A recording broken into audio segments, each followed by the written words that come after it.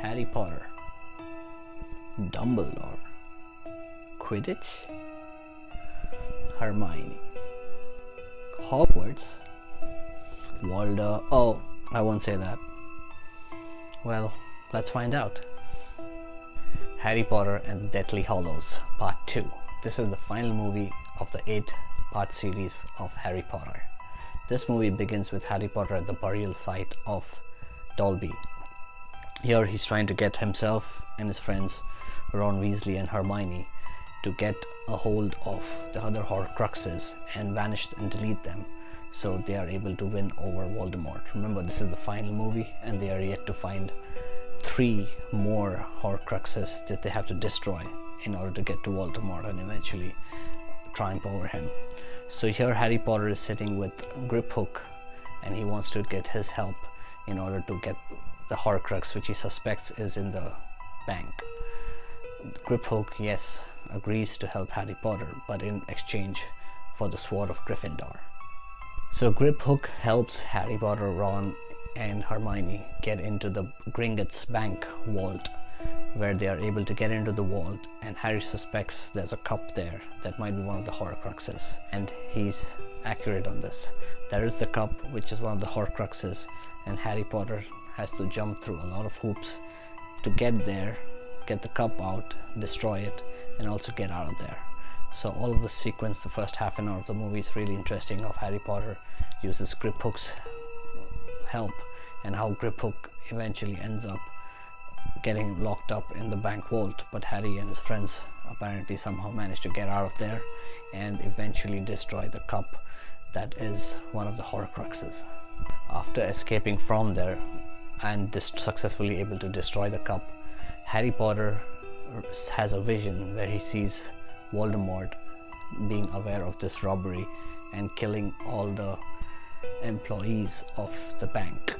So Harry somehow manages to escape out of there with the cup being destroyed along with his friends Ron and Hermione. While being out of there, Harry in his vision sees that Voldemort is aware of this and is killing everybody involved with this from the bank along with Griphook. Harry also has a vision and gets to know that there is one of the Horcruxes right there at Hogwarts, which he wants to get back and destroy, and hence he would like to go to Hogwarts. But remember, Harry, Hermione and Ron are not in Hogwarts this year, and Harry eventually ends up going to Hogsmeade, where they meet Albus Dumbledore's younger brother, who has a secret passage into Hogwarts where their friend Neville from the school comes out and helps them out. So Neville takes Harry Potter and the other 2 friends to Hogwarts, and there is where they're going to try to retrieve the 5th Horcrux, which is stored somewhere in Hogwarts itself, and Harry's going to destroy it. Severus Snape, who is the new headmaster of Hogwarts, now realizes that Harry is headed there for the 5th Horcrux, and he lets everybody at Hogwarts, all the students and teachers, know that anybody trying to support Harry Potter will be dealt with. To the reaction, Harry Potter steps out from the crowd because he's already there, and one of the other headmistresses helps Harry Potter stay there and actually has a fight with Severus Snape, and Snape escapes from there. So now Voldemort is aware that Harry Potter is in Hogwarts, and he returns with his army of Death Eaters. Things are getting really excited at this point of the movie, where all the headmasters, the existing people of power, come together at Hogwarts and try to shield Hogwarts from all the Death Eaters and all the negativity for as long as they can, so Harry can somehow get hold of that 5th Horcrux and destroy it. Harry's friend Luna from Hogwarts tells him to talk to the ghost of Ravenclaw, who would know where the 5th Horcrux is, and after a lot of persuasion of the ghost of Ravenclaw, Harry gets to know that the 5th Horcrux is actually in the Room of Secrets. The 5th Horcrux is actually Ravenclaw's mother's diadem, which is in the Chamber of Secrets. So Harry, with his friends, tries to run into the Chamber of Secrets and wants to destroy the diadem that is the 5th Horcrux, which he is able to do due to his friends, and eventually escapes from there as well, because that place is being under fire due to some other circumstances created. While all of this is happening, Hogwarts is being attacked by the Death Eaters and Voldemort. Fourth Horcrux, which was the cup, is actually being destroyed right here in Hogwarts, where Hermione and her boyfriend Ron go into the Chamber of Secrets and get rid of the cup using a fang from one of the snakes there, which was, I think, the second movie Chamber of Secrets. So that fang actually has enough power to kill this or get rid of this cup, which Hermione does. Now to the fifth Horcrux. Harry Potter gets to know through Ravenclaw's ghost that her mother's diadem, which is in the Room of Requirements, is the fifth Horcrux. So Harry Potter tries to get hold of that and destroy it.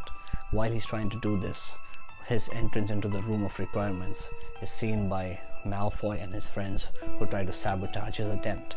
And in their pursuit of doing this, they actually cause a fire in the Room of Requirements, and there's a massive fire which eventually Hermione, Ron, Harry help Malfoy and his friends escape, seeing the entire place was under fire, but somehow they were able to get rid of the fifth Horcrux and also escape safely from there. So at this point of the movie, all 5 of the Horcruxes are taken care of. Around this time, Voldemort actually realizes that 5 of his 6 Horcruxes have been obliterated, so he'd like to save his 6th Horcrux, and guess what? The snake that is with Voldemort is the 6th Horcrux, so he escapes to a safer place within the proximity of Hogwarts, so he can save his snake, which is the 6th Horcrux, and retain his soul. Harry uses one of the fangs to get rid of the diadem in the Room of Requirements, and Ron and Hermione help Harry and Malfoy and his friend escape from the Room of Requirements, which is under fire. And bear in mind, the 5th Horcrux, which is the diadem, is destroyed during all of this. Harry, through his visions, sees that Voldemort actually possesses the 6th Horcrux, which is the pet snake that he has with him, Nagini, actually an Indian word. Harry Potter realizes that Voldemort is taking his 6th Horcrux, which is Nagini, into the boathouse at Hogwarts. He then takes his friends and tries to find Voldemort in the boathouse, where he has to kill or get rid of the 6th Horcrux. When Harry reaches there with his friends, he realizes Voldemort is having a conversation with Snape, and actually tells Severus Snape that until Severus Snape is dead, Voldemort will not be able to use the Elder Wand, which, remember, at the end of the last movie he took it. So here Harry and his friends find Severus Snape in a conversation with Voldemort, where Voldemort tells him Voldemort will not be able to control the Elder Wand to its full capacity unless he's killed Severus Snape, because Severus Snape, according to him, was the one who killed Dumbledore, and the power could only be transferred over to the Elder Wand if the Elder Wand person is killed by someone else. So Voldemort here asks his snake Nagini to get rid of Severus Snape, who is an ally, remember. Severus Snape gets killed by the snake, and Voldemort and his snake escape from there.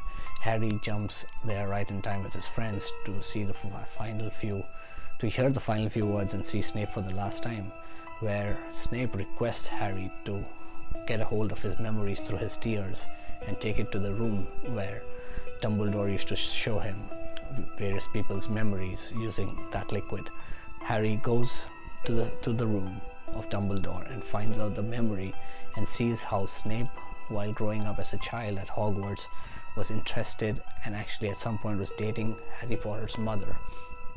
And due to this whole chain of events throughout the first 7 movies, Severus Snape was actually looking out for Harry Potter's well-being. He wasn't trying to sabotage him or harm him in any way. He was actually trying to save him because he loved Harry Potter's mother.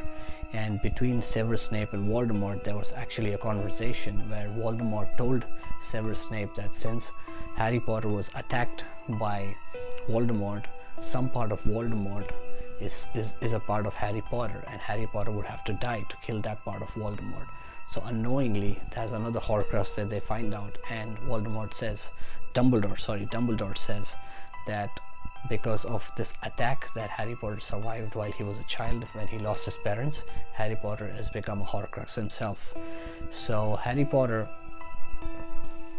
has to die is what Severus Snape gets to know through Dumbledore. And eventually that's what happens. Harry Potter is attacked and is killed and dies. he dies, but only for the sake of getting rid of the Horcrux part of him. He comes back to life with Voldemort and his army attacking Hogwarts, and at this point of the movie, near the climax, is when Voldemort approaches all the students and staff of Hogwarts and asks them to join his army, during which there is the rebirth or the reincarnation or the rejuvenation of Harry Potter from the dead, and he is able to get into this fight. So Harry returns to the Forbidden Forest to face Voldemort, where Voldemort makes the death curse on Harry and Harry actually dies, but Harry dies for the reason of killing the part of Voldemort that was a part of Harry. While in his death, Harry meets Albus Dumbledore, who explains to him the whole story, and Harry then comes back to his body while his body is being carried by Voldemort and his army towards Hogwarts. And now Harry's actually back, but without the part of Voldemort that was within him, and he is here trying to get rid of Voldemort. So at the climax of the movie, Harry Potter's dead body, which Voldemort doesn't know is alive, he brings it with his army of Death Eaters to Hogwarts and asks the people of Hogwarts to join him. Harry there, when his friend Neville reveals the Sword of Gryffindor from the hat, Harry also comes to life, and then there's the whole battle sequence between Harry Potter and the Hogwarts, people of Hogwarts, versus the Death Eaters and Voldemort's army. A lot of people flee the scene because they see Harry Potter's not dead, and the Malfoys also escape from that fight. Throughout these fights, you see Neville, Harry Potter's friend, actually is able to get rid of Nagini, which was the 6th Horcrux, and now this makes Voldemort mortal. He's no more immortal, in other words. So Harry and then Voldemort go on face to face here. Voldemort and Harry eventually have a fight out where both of them curse each other, but Voldemort's own killing curse for Harry rebounds and obliterates and kills himself, and there's the death of Voldemort. Towards the end of the movie, it's shown that Harry Potter actually owns the Elder Wand, and he's the one who can command it if he wishes, because he is the one who disarmed Draco Malfoy, because Malfoy was the one who disarmed its original owner, Albus Dumbledore, and it wasn't Snape as Voldemort had thought while he killed Snape. But Harry doesn't want to keep this claim to this power anymore, and he destroys the Elder Wand, and it's in no one's possession as he discards it in some mountains of Hogwarts. The final scene of the movie, or the final few minutes of the movie, is where after 19 years from this incident, Harry Potter, his wife, the Weasley girl, they are having a kid who's being sent to Hogwarts, just like the first movie how Harry was sent. There's also Hermione and Ron Weasley's son who's being sent, and they also show Draco and his wife's kid going to Hogwarts as well. Pretty much they come around the entire circle where they started the first movie with all these characters going to Hogwarts themselves, and now their kids are being sent to Hogwarts. And Harry Potter has this interaction with his son where his son asks him what happens if he's chosen for the wrong house, where Harry says there is no wrong house. If you happen to join Snape's house, he'd probably join the most courageous person's house. So overall, this is what our climax should be. It was probably the best Harry Potter movie, Harry Potter and the Deathly Hallows Part 2. I would rate it 5 on 5, and for the series itself, I definitely rate it 4.9 out of 5. I mean, there's many things that now I learn, and I see why people were so interested and engrossed in watching Harry Potter, the entire series.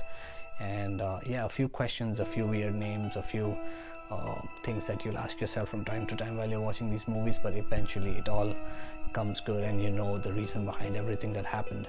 I hope you guys liked this review of the Harry Potter series. I shot these videos after watching the entire movie series over the last couple months, and to be honest, there's a lot of new names, a whole new jargon that I had to learn in order to make these reviews, and I'm sure I've killed it in certain places and not done as good in most places. But yeah, let me know how you like this review in the comment section below. Definitely like and subscribe this channel, and I look forward to doing more videos for you guys.